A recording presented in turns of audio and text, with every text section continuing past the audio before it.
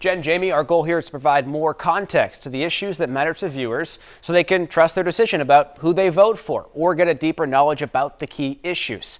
And today we're talking with Katie Sanders. She is the managing editor of PolitiFact. So Katie, how does what we were just talking about right there line up with the mission of PolitiFact? It's exactly in line with the mission of PolitiFact. PolitiFact started ahead of the 2008 campaign back in 2007 to vet the candidates, and we have continued that mission ever since, fact-checking statements in presidential races, Senate races, House races, holding governors accountable across this country. That's the core of our mission.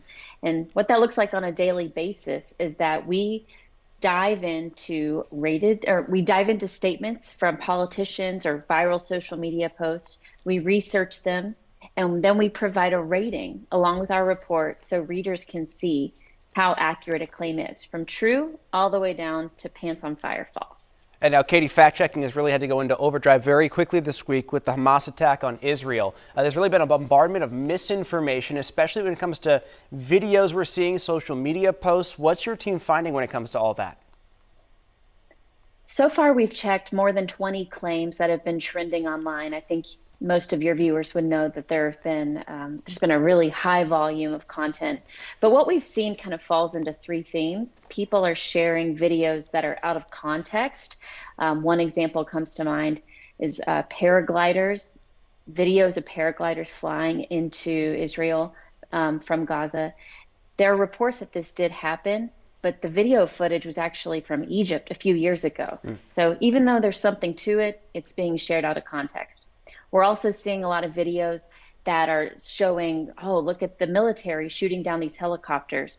It's actually coming from a video game called Arma. And the company was so alarmed by the amount of misinformation that was being produced from its video game that it released a statement condemning that use.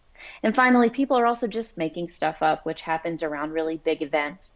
One altered image we saw appeared to be a White House press statement, and it said the U.S. is going to send $8 billion in military aid to Israel. Now, of course, the U.S. does support Israel, but this particular press statement didn't exist. It was manipulated. It was a statement regarding Ukraine back from the summer, earlier in the summer. So those are the big themes we're seeing so far, but we know we have our hands full with misinformation here. Yeah, and finally here at home, Katie, when it comes to all this, we've been hearing politicians talk about this $6 billion. There was a hostage agreement negotiated with Iran, the $6 billion in funds. There's been some claims, including former President Trump, who's claimed that the agreement gave Iran access to $6 billion that was then used to fund the Hamas attack. So if we can, in our remaining time here, I wanted to break this down. At this point, there's no evidence that Iran was directly involved with this attack, first off, but moreover, this money hasn't even been accessed, right? What are you guys finding with this? So we've covered this a couple times this week. I would say it's the biggest narrative so far from President Biden's critics. So the main things people really need to know is that Iran could elect to spend its money knowing it might receive $6 billion however it wants. But the two things that are being distorted repeatedly, including in Mr. Trump's statement, is that this was American taxpayer money. It was not. This is oil revenues that are owed to Iran from South Korea but have been frozen, not U.S. taxpayer money. And it had not been paid. And I think you're seeing a lot of news today that perhaps it won't be. That's still very much in the works. I'm not sure what's going to happen. But the idea that this money had gone through before the attack is not true. All right.